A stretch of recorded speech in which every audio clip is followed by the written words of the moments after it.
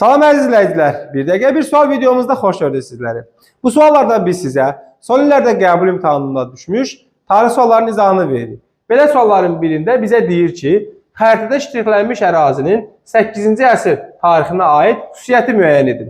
Baxırıq, 8-ci əsrdə hansı ərazini ştrixləyib burada? Pirney yarımadasını, yəni gördüyünüz İspaniyanı. İndi gəlin verilən variantlara baxalım. Verilən variantlarda 8-ci əsrə aid İspaniya Pirney yarımadasında nə var? Nə deyir burada? Müqənnanın başçılığı ilə xilafətə qarşı xalq hərəkatı baş vermişdir. Bu hərəkat olub, amma harda? Mərkəzi Asiyada. İslam dininin yayıldığı ilk ərazi olmuşdur. İslam dini ilk orada yayılmaz. Atilla'nın yürüyüşünə məruz qalmışdır. 8-ci əsrdə olmaz. Ümumiyyətlə Attila oraya gedib çıxmayıb.